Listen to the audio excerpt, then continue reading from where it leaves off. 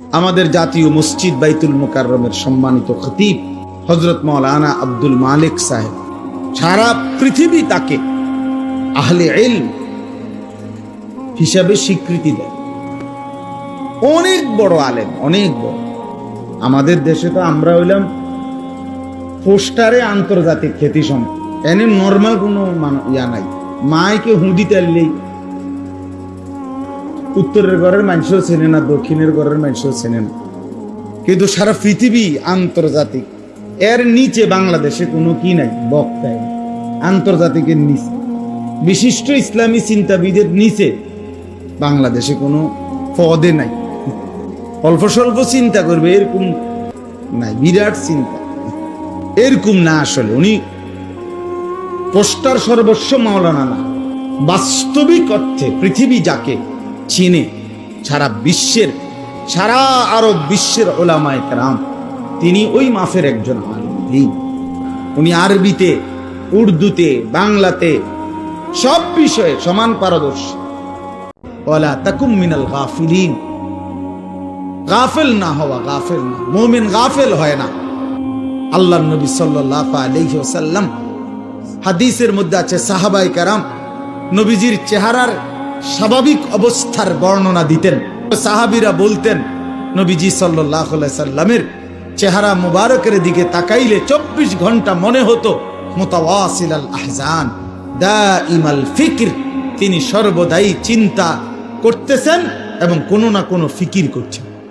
কেমনে আল্লাহর দ্বীনের কথা বলা যায়, কিভাবে এক এক আমাদের বিশ্ব ইস্তেমার দ্বিতীয় দিনের বাদ বা গৃহ বয়ানে হযরত মাওলানা আহমদ লাট সাহেব, উনি ওনার বয়ানের মধ্যে বলতেছিলেন, আমি ময়দানে বসেই শুনতেছিলাম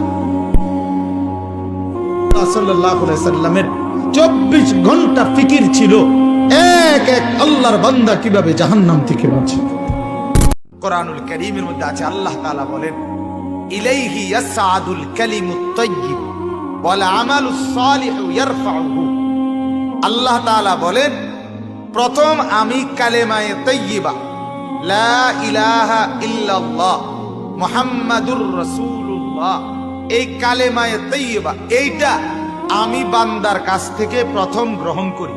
নবীজি সাল্লাল্লাহু আলাইহি সাল্লামের জামানায় একবার নবীজি এক যুদ্ধের ময়দান থেকে ফিরে আসতেছিলেন। আজানের ওয়াক্ত হয়েছে, নামাজের ওয়াক্ত হয়েছে। তো নবীজি ওইখানে মাঝপথে রাস্তায় একটি কাফেরদের পল্লী এলাকা, তো এদের এলাকার পাশে থাইমা আল্লাহর নবী বলছেন আজান দাও। তখন আল্লাহর নবী সাল্লাল্লাহু আলাইহি ওয়াসাল্লামের সাহাবী আজান দিচ্ছিলেন। কাফেরদের কতগুলো বাচ্চা, ছোট ছোট 10-12 বছরের ছেলে, এরা খেলতেছিল কাছাকাছি। একটা ছেলে 10-12 বছরের, সে ওই সাহাবী যখন আজান দিচ্ছে আল্লাহু আকবার আল্লাহু আকবার, এও রসিকতা কইরা ও হুবহু জোরে জোরে এও এটা বলতে লাগছে আল্লাহু আকবার আল্লাহু আকবার, এমনি কইতেছিল। নবীজি নিজে সাহাবীদেরকে বললেন, ওই যে বাচ্চাটা যে জোর আওয়াজে তাকবীর দিছে, আজানের বাক্যটা বলছে, ওটা কেন? আল্লাহ নবী সাল্লাল্লাহু আলাইহি ওয়াসাল্লাম বলে, তোমার এই বাক্যগুলো আমি সুন্দর করে শিখাই দেই। কয়বা তুমি আবার কয় তো বলেন। তো নবীজি আবার বলছে, অয়ও বলছে। নবীর বলার বরকতে আল্লাহ তাআলা ওই ছেলেটাকেই ঈমানের দৌলত দান করছে। নবীজিকে যদি আল্লাহ কথা বলে যে বন্ধু আপনি গাফেলদের অন্তর্ভুক্ত হয়েন না, আমাদের জন্য কি পরিমাণ তাকিদ। আমাদের একজন বড় বুজুর্গ ছিলেন, বাংলাদেশে একসময় আসতেন পাকিস্তান থেকে, সৈয়দ আব্দুল মজিদ নদীম সাহেব রহমতুল্লাহ আলাইহি। ছোটবেলায় আমরা কুমিল্লা কান্দিরপাড় টাউন হল মাঠে অথবা ঈদগাহ মাঠে উনি বয়ান করতেন। উনি 1 মাস 1.5 মাস সফর করতেন বাংলাদেশে। এত সুন্দর বয়ান করতেন। আল্লাহর কোরআন যখন পড়তেন মনে হইতো যেন আসমান থেকে নাজিল হইতেছে। হাফেজ তানভীর তেলাওয়াত করলেন, আপনাদের কাছে ভালো লাগছে না? আমি নিজেও তার তেলাওয়াতের ভক্ত। আমার মাদ্রাসায় সে অনেকবার গেছে, অনেকবার। চোখে দেখে না যে পৃথিবীর আলো, সে তার মালিকের আলো কি পরিমাণ দেখল। যাদের চোখ ছিল 60 বছর কিন্তু তারা কোরআনুল কারীমের একটা লাইন শুদ্ধ করে পড়তে পারে নাই, পারে না। তার চাইতে বড় বদনসিব, মন্দ কপাল, দুর্ভাগা আর কেউ হইতে পারে না। কোরআনুল কারীমের মধ্যে আছে মানুষ জাহান্নামী হওয়ার 1 নাম্বার কারণ কি? গাফলত, খামখেয়ালি, অবহেলা। মানে যত লোক জাহান্নামী হবে সমস্ত লোকের পরিচয় একত্রে, উলাইকা হুমুল গাফিলুন। আম্মা জান আয়েশা রাদিয়াল্লাহু তাআলা আনহা বলেন, নবীজির স্ত্রী কানা রাসূলুল্লাহ সাল্লাল্লাহু আলাইহি ওয়াসাল্লাম ইয়াযকুরুল্লাহ ফি কুল্লি আহইয়ানিহি। তিনি বলেন আল্লাহর নবী সাল্লাল্লাহু আলাইহি সাল্লাম সর্বদাই আল্লাহ তাআলার স্মরণ করতেন। তাহলে যিনি সারাক্ষণ আল্লাহকে স্মরণ করতেন সেই তাকে, নবীকে আল্লাহ কোরআনে বলছেন ওয়ালা তাকুম মিনাল গাফিলিন। নবীজিকে বলছে, বন্ধু আপনাকে বলছি গাফেলদের অন্তর্ভুক্ত হয়েন না। নবীজিকে যদি আল্লাহ কথা বলে যে বন্ধু আপনি গাফেলদের অন্তর্ভুক্ত হয়েন না, আমাদের জন্য কি পরিমাণ তাকিদ, আমাদের জন্য কি পরিমাণ গুরুত্ব দেওয়া উচিত, গুরুত্ব দেওয়া উচিত। ঈমান পাইছে যে, কালেমা পেয়েছে যে, লা ইলাহা ইল্লাল্লাহর দৌলত যে পাইছে, সেই আল্লাহর সমস্ত নিয়ামত পরিপূর্ণ পাইছে। এটা নাই তো সে কিছুই পায়। যখন আল্লাহ আমার, সবই আমার, ফালাক মেরা জমি মেরি, আসমানও আমার জমিনও আমার। যদি আল্লাহ আমার না হয় তাইলে কিছুই আমার নাই। তুমি আল্লাহকে পেয়ে গোটা দুনিয়াও যদি না পাও, সব পেয়েছ।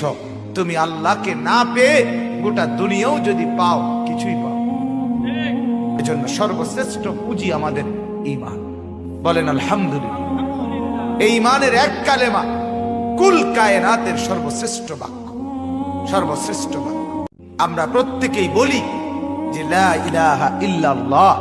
এই যে বাক্যটা আমাদের যাদের জবানে উচ্চারিত হয় নিয়মিত, দিলের বিশ্বাস নিয়ে, এর চাইতে সৌভাগ্য, এর চাইতে বড় পাওয়া, এর চাইতে বড় সম্পদ, এর চাইতে উত্তম নিয়ামত আল্লাহর কসম দুনিয়া যদি 10 বার না 100 বারও দেওয়া হয়, তারপরেও লা ইলাহা ইল্লাল্লাহর সমান হবে না, হবে না, হবে না। ওয়া আসবাগা আলাইকুম নিআমাহু যাহিরাতাও ওয়া বাতিনা। আল্লাহ তাআলা কোরআনে বলেন, আমার বান্দাদের উপরে আমি নিয়ামত প্রকাশ্যে এবং গোপনে একদম পূর্ণ করে দিয়েছি। ইমাম মুজাহিদ রাহমাতুল্লাহ আলাইহি বললেন যে এই বাক্যের অর্থ হইল কওলু লা ইলাহা ইল্লাল্লাহ। ঈমান আল্লাহ তাআলা যাকে দিবেন সেই একমাত্র বলতে পারে যে আল্লাহ তাকে সব নিয়ামত একবারে কমপ্লিট করে দিয়েছে। সারাদিন বন্ধুদের আড্ডা দিয়ে অর্জনটা কি? মিলাও হিসাব, আখিরাত পথ দাও, দুনিয়ায় মিলাও, দুনিয়া মিলাও। এক দোকানদার তো 3 ঘন্টা ব্যবসা করলে তার 200 টাকা ইনকাম হয়। কথা বলেন না?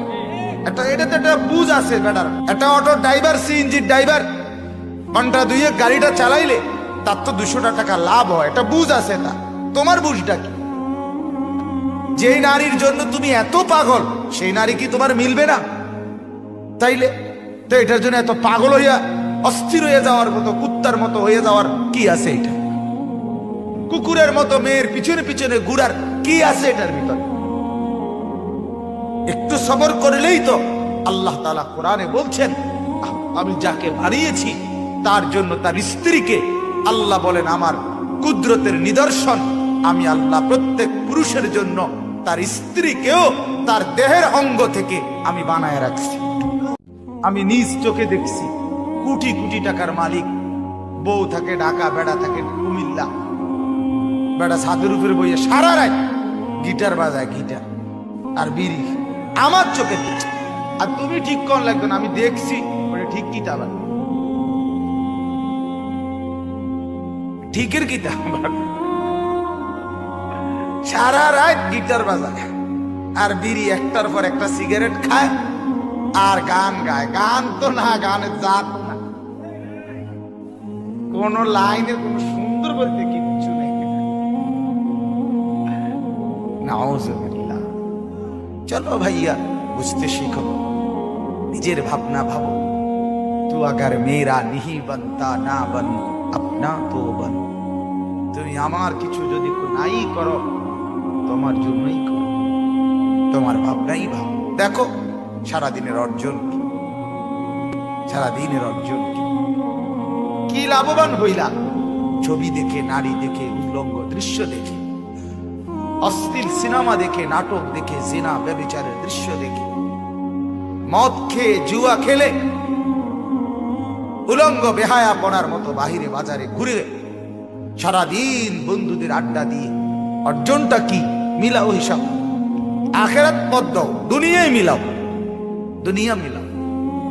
আমার আব্বারে আমি জীবনে একবার বলছিলাম, আব্বা আমি এই মাদ্রাসায় পড়তাম না, আরেকটা মাদ্রাসাত পড়মু, এটাই একবার কইছিলাম জীবনে।